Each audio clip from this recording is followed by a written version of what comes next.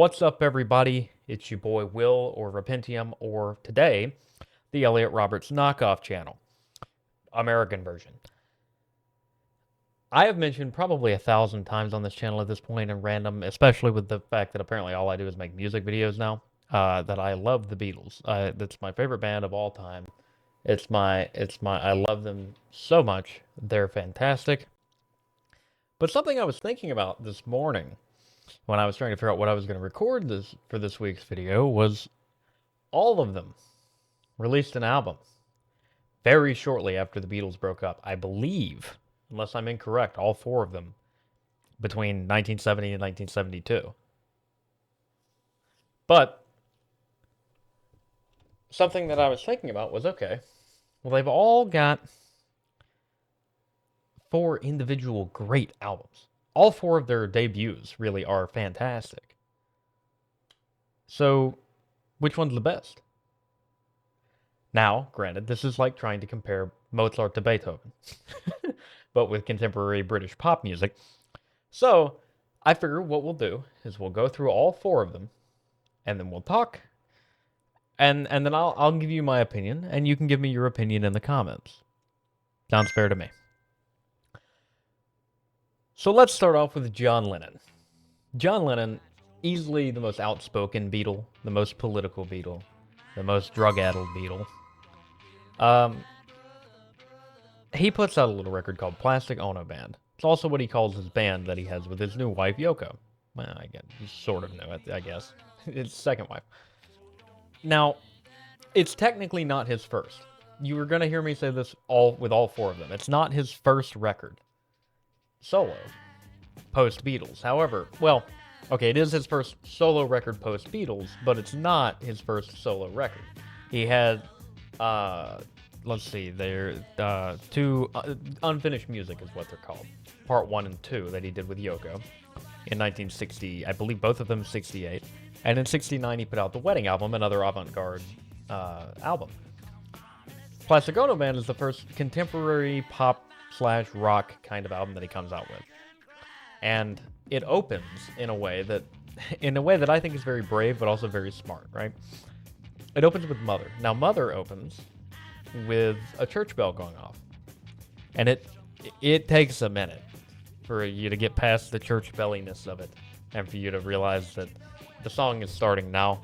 But once it starts. And it is a very heartfelt song of John Lennon singing about the lack of a relationship he had with his parents. And that's how he debuts his solo career as a musician post the Beatles. That's pretty tough. That's pretty deep.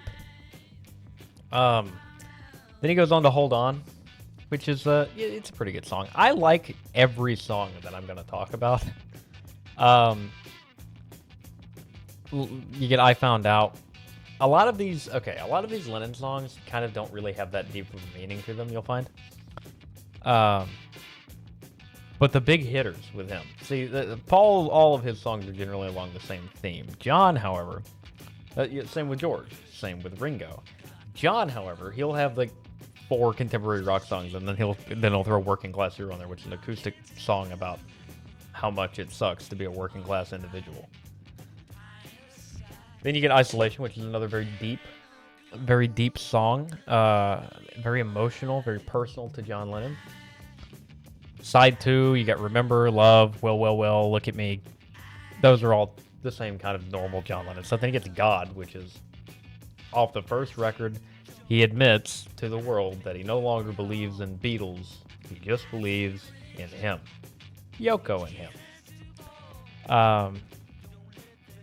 And it's a really solid record, but it's John Lennon, so of course it's a really solid record, you know?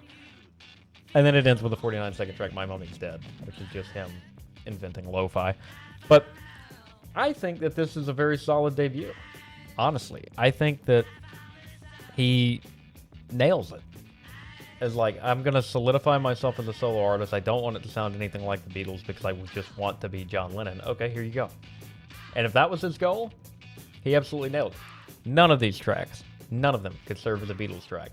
So much so that even in the Let It Be sessions and the Abbey Road sessions, none of these songs were even, so far as I'm aware, uh, like talked about then, because Paul McCartney helped him work on "Give Me Some Truth" a little bit as an example, and he didn't even put that on this record, even though the song was basically done.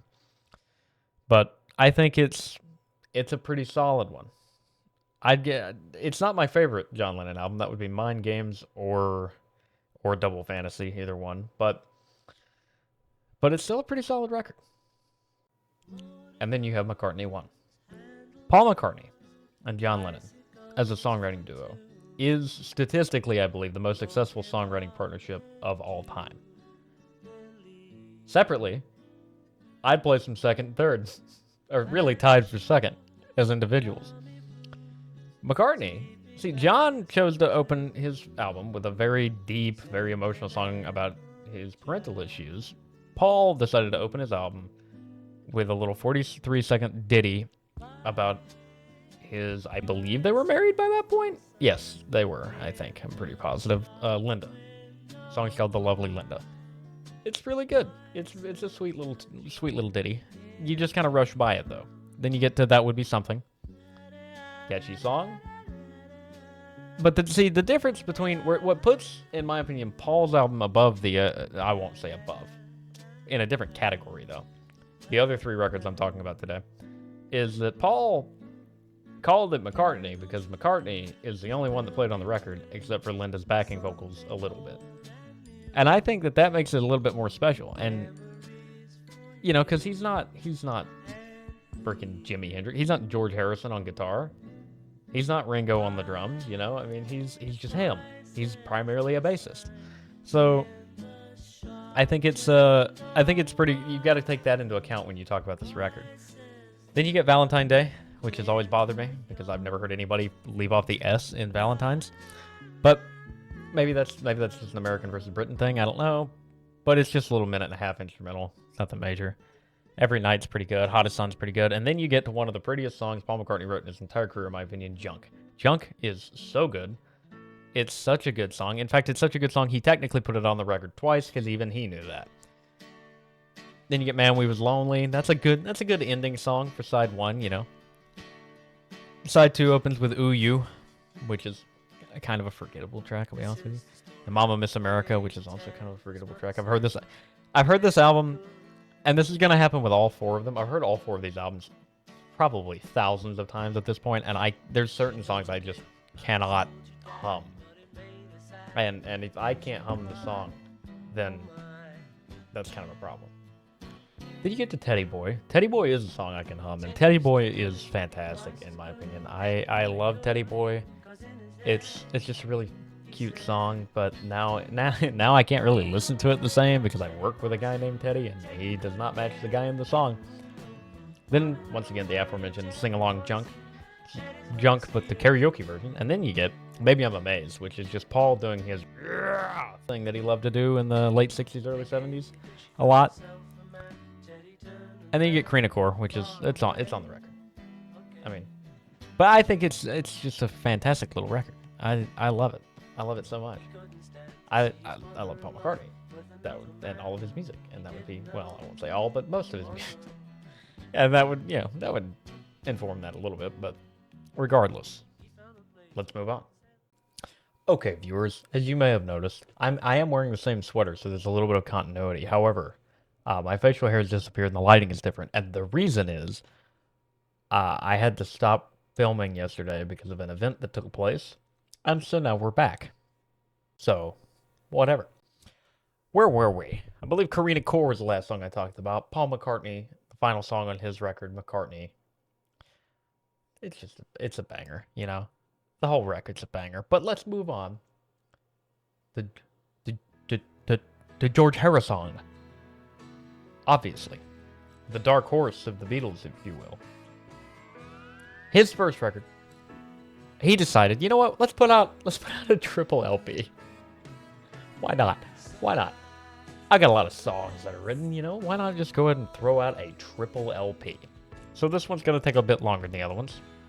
Granted, once again, it's not technically his first solo record, because he put out an electronic sound and Wonderwall music while he was in the Beatles, experimental electronic albums, but it's his first solo record post the breakup, right?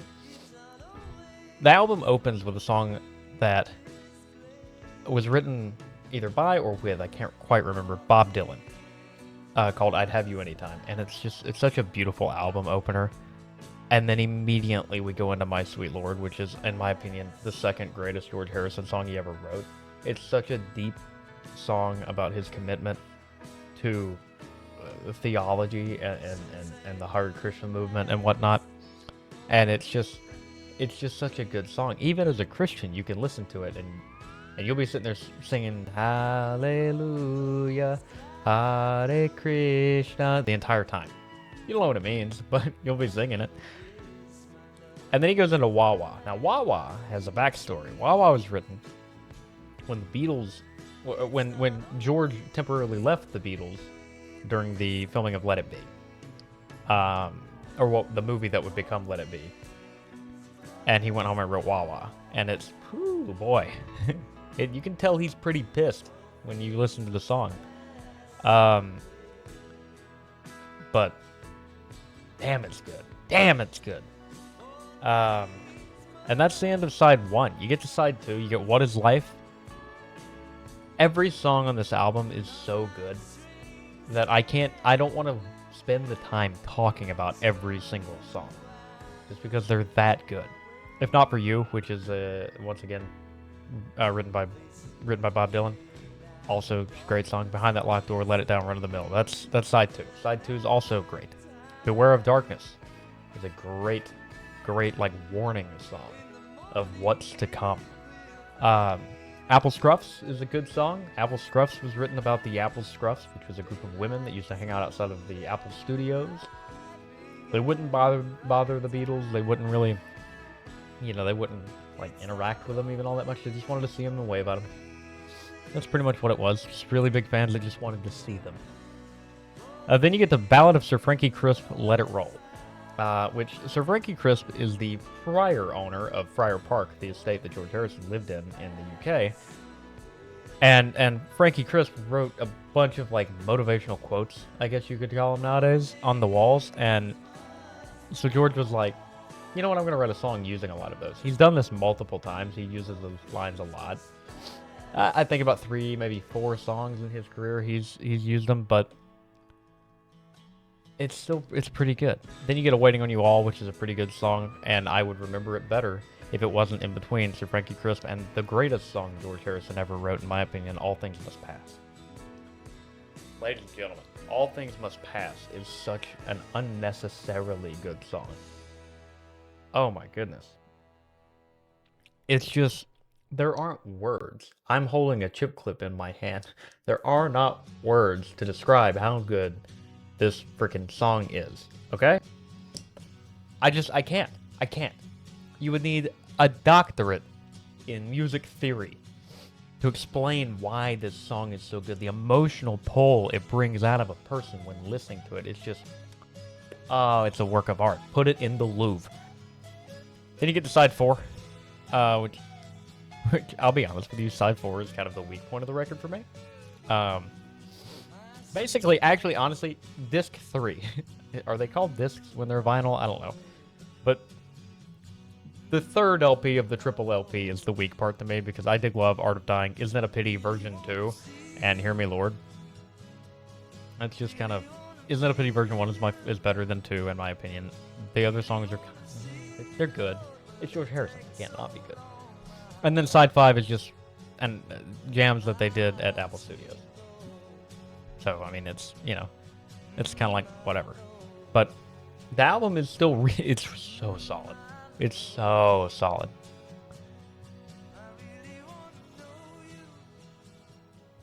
And now we move on to Ringo. Ringo. What is there to say about Ringo, man? He's got more albums than any of the other Beatles, and also more commercial failures. I like Ringo. I think Ringo, when given the correct material, is a great singer. You just have to find what's good for his range. His last, 14 albums, his last 198 albums have just been filled with an auto-tune mess on his voice, and it's not good. But back in the day when the Beatles broke up and he didn't really know what to do, the first thing he did was he did a covers album of just traditional like jazz standards and cover songs, pretty much. And that album's called Sentimental Journey. And because it's entirely a covers album, I'm gonna be fair to Ringo, and we're gonna talk about Boo Coops of Blues instead. Technically his second solo record, but the first one with original songs on it. It starts off with the title track, Boo Coops of Blues, and it's a 3-part story about 3 people who are going through tough times. And it's just so good. The whole album is he went to Nashville to record it. It's a country album. And that's where he excels. And I wish he would have learned that years ago. I think that you could take literally any song on this album and it's better than any of his big hits. Like you could go to Woman of the Night, and that's a better song than It Don't Come Easy. $15 Draw is a better song than the No No song, as much as I love the No No song. You know, I mean, Loser's Lounge is better than Back Off Boogaloo. But every song, especially like Fastest Growing Heartache in the West. Now, granted, as opposed to the 3 Beatles, every song on this record is co-written by Nashville professional songwriters. So he kind of gets it up. But also, he's Ringo. In the entirety of the Beatles, he wrote 2 songs, and a lot of them were covers or were just given to him by John, George, or Ringo. Sorry, by John, George, or Paul. And so this kind of, it makes sense. But the reason that I'm giving him Boo Coops of Blues is to be fair with him, because I love that record. And I want to be completely fair to him in this ranking, because the assumption going into this video is going to be that Ringo's going to lose immediately because he's Ringo. He's the forgotten Beatle, if you will, when you look at their solo careers. But I think Boo Coops of Blues is a freaking great album, start to finish. I think every song on it is so fantastic. And I honestly think that Boo Coops of Blues, if it was sang by a traditional country singer, would not work as well as it would for Ringo, because Ringo had, especially at this point, A, he's Ringo. B, he had at this point the actual sadness needed to deliver those kind of sad songs, because his band just broke up. His friends are kind of too busy to help him write a record, as they would go on to do later. He kind of doesn't know what he's doing with his life. His first album was panned by the media and critics, and it's just kind of, he was in a tough spot. So I think this is a great start. Now let's talk about him, right? So we've kind of gone through every record, John, Paul, George, and Ringo, and talked about what makes each of these records great. Now, Grant, I'll admit, I didn't go into super great detail on them, but to be honest with you, this conversation becomes extremely hard because it's entirely based on your own selection bias as to which Beatle is your favorite. But that's why I'm making this video, because I don't really have a favorite. When I was a young boy, first getting into the Beatles, I liked John. I have a relatively similar twangy voice to John. I could sing his parts easier because of that. I also wear glasses. My hair looks better parted in the middle. I had a lot of similarities to him, right? In my, 14-year-old head. But as I've gotten older, I have gone on a renaissance of discovering how good of a songwriter George Harrison is, right? So he's up there too, and then you can't forget how good of a singer Paul McCartney is, and then you've just got to love Ringo's weirdness. They're all weird, don't get me wrong. George Harrison, I was so young when I was born, as an example. Anyways, but Ringo's weirdness of being able to do Boo Coops of Blues and then immediately followed up with the contemporary pop hit It Don't Come Easy, then Back Off Boogaloo, which is a goofy song. And then you can go to any album in his career, pick a song out, and it's listenable, you know? Well, most of them, I feel, are listenable. But out of these albums, I would say, in my opinion, only one of these albums is their respective artist's best album. I think All Things Must Pass is George Harrison's best album. I don't think McCartney 1 is Paul's, because Ram exists. I don't think Plastic Ono Band is John's, because Mind Games exists. And people are going to expect me to say Imagine, but Mind Games is really where it's at. Especially the one of the things that Yoko has done, or Yoko, the John Lennon estate, whoever has done that I really love. There are now 7 versions of his 3 bigger albums. I hope they do the other 2. Where there's the meditation mixes, the elemental mixes, the stripped back mixes. And the stripped back mixes is when you really get to it, because you take these stupid ass love you. These stupid ass voice effects that John Lennon put on to hide his voice because he started getting unconfident as he got older. And you can just hear John Lennon singing. And just with a band in a studio. And they're so good. And so that made Mind Games my favorite record. And then Book of the Blues. It's so hard because Goodnight Vienna, I think, is Ringo's best album. And so that would leave me. That would lead me to almost want to pick All Things Must Pass, but I like every single song off of Plastic Ono Band, right? I could hum you just about every song off of Plastic Ono Band, and I think that's the only one here that I could. But Boo Coops of Blues is so good. So let's do an elimination game here, right? I'm going to take out Boo Coops of Blues because I'm giving Ringo too much credit. He didn't write any of the songs. He had to go to Nashville to even make the album. It's not his first solo album, even post-Beatles. So we'll scratch him off. Okay, so that leaves the other three. My problem with All Things Must Pass is the thing that I keep joking about. It's too long. It did not need to be a triple LP. You could have been fine with the double. The double would be great, actually. It would be the clear winner if it didn't have the third part, which I like the Apple Jam, but that should be like a deluxe edition thing, right? McCartney 1 is great. It's just that there's every song on the album is great. And same thing with Plastic Ono Band. See, I knew it was going to end up like this as much as I love George Harrison. George and John are the only two Beatles that had perfect solo careers, in my opinion. Every song is great. It's just to what extent of greatness. Paul McCartney has had some stinkers, okay? So has Ringo. Ringo's had a lot of stinkers. But, so now we're just down to John or Paul. Which of these two albums do I like first? Plastic Ono Band or McCartney 1? So let's do song to song of these two albums. Right? They're both, I think, let's see. Plastic Ono Band's 11 tracks. McCartney 1, I didn't number it for some reason, is 1, 2, 3, 4, 5, 6, 7, 8, 9, 10, 11, 12, 13. 12 if you take off Sing Along Junk, and 11 if you take off Karina Core, which is the instrumental. Well, no, we'll take off Valentine Day, that instrumental. So we'll do it that way.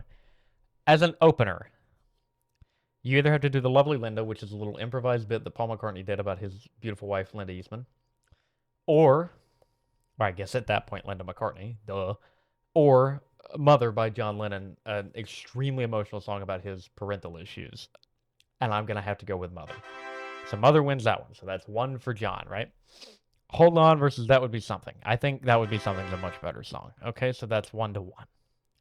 I Found Out versus Every Night. I Found Out wins. Okay, so that's 2-1. I'm not really going to the... Yeah, actually, I've made up my mind. Paul McCartney in McCartney 1 is proving to the world that he doesn't need John Lennon or the Beatles to write a successful album. He can do it all himself. And John Lennon, on the other hand, is proving that he doesn't need literally anyone but Yoko. They're doing the same thing. They attack it very differently. And it's funny to me because if you look at the later Beatles years, right, you can see both of these albums in them. Right? You get like Mother. Well, look at the White Album. It's Julia, but a lot louder, right? And then stuff like That Would Be Something or Junk. That's what John Lennon notoriously called granny music, talking about Paul McCartney's stuff, right? So, in fact, he called it granny music so famously that Paul wrote a song about it, making fun of John for calling it granny music, Silly Love Songs by Wings. But I'm going to have to go with Plastic Ono Band as a superior album. Just because every song on it, it's just so good. And now I'm realizing that this might be selection bias because I did start this whole selection thing by saying my favorite when I was younger was John. My favorite now is George, funnily enough. I think his solo career is better, but I digress.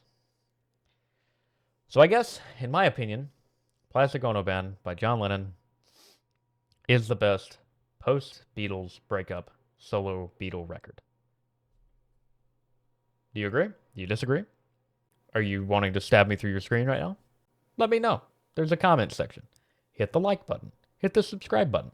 I kind of am desperate for a consistent audience. So I've been making nothing but music videos here recently because music is one of my passions. I love music.